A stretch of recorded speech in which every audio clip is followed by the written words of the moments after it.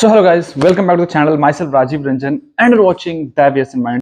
So guys, Aviation Career 2024 episode 1 में मैं आपको बताया था कि आखिर एविएशन में आप कैसे ज्वाइन कर सकते हो और क्यों आपको ज्वाइन करना चाहिए और आपने आपसे क्या पूछना चाहिए एविएशन में ज्वाइन करने से पहले, चाहे आप एमी ज्वाइन करना चाहते हो, चाहे पायलट, चाहे एविएशन का कोई भी डिपार्टमेंट में ज्वाइन करना चाहते हो। बट आज का जो वीडियो है ये स्पेशली एमी यानी कि एयरक्राफ्ट इंजीनियर्स के लिए बहुत खास है, जो एमी कोर्स करना चाहते हैं, जो एविएशन में टेक्निकल कोर्स करना चाहते हैं, जो एयरक्राफ्ट मेंटेनेंस इंजीनियरिंग करना चाहते हैं, उनके लिए खास है।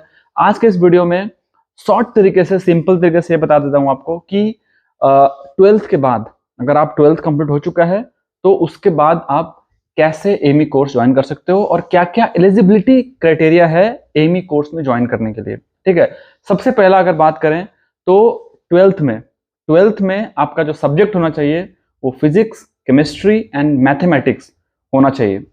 ये तो हो गया बेसिक क्राइटेरिया। और 12th में फिजिक्स, केमिस्ट्री, मैथमेटिक्स होने के साथ ही साथ वो इन तीनों ही सब्जेक्ट्स में मोर देन 50% होना चाहिए, यानी कि किसी भी सब्जेक्ट में फेल नहीं होना चाहिए।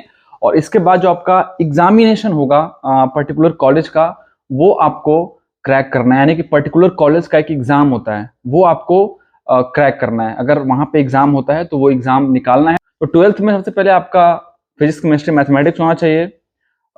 मोर देन 50% एग्रीगेट होना चाहिए फिजिक्स, केमिस्ट्री, मैथमेटिक्स में। उसके बाद जो कॉलेज आपका एग्जाम ले रहा है उसमें आपको पास होना चाहिए। ये कंपलसरी नहीं है, लेकिन अगर कहीं पे एग्जाम हो रहा है तो उसमें आपका पास होना बहुत जरूरी है। और बहुत सारे ऐसे फ्रॉड एग्जाम भी चल रहे हैं जिनसे आपको बच कर रहना, जैसे एमईसीटी वगैरह वगैरह, बहुत सारे फ्रॉड एग्जाम भी चल रहे हैं। ठीक है, तो ये तो हो गया बेसिक। अब थोड़ा सा एडवांस आते हैं कि एडवांस में आपको क्या चाहिए। मतलब अगर आप चाहते हो एमी कोर्स में एडमिशन लेने के लिए तो हो गया 12th के बाद तो हो गया। तो एक चीज और, फिजिक्स, केमिस्ट्री, मैथमेटिक्स तो आपका सब्जेक्ट है, लेकिन जो फिजिक्स है, स्पेशली फिजिक्स, एरोडायनामिक्स वाला एरिया, थर्मोडायनामिक्स वाला एरिया, वो आपका स्ट्रांग होना चाहिए।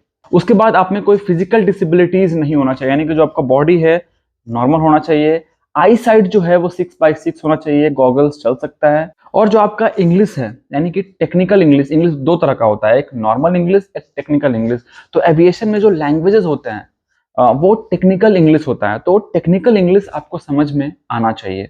मतलब ओवरऑल देखा जाए तो एक काफी टेक्निकल कोर्स है, तो जो आपका टेक्निकल माइंड है वो आपका होना चाहिए। ठीक है, सो यही जस्ट इस वीडियो में मैं आपको बताने आया हूं कि इसका बेसिक क्वालिफिकेशन क्या है, बेसिक जो है वो रिक्वायरमेंट क्या है। तो अगर आप ये सब चीज फुलफिल करते हो तो आप एमी कोर्स में एडमिशन ले सकते हो, एमी कॉलेज में एडमिशन ले सकते हो।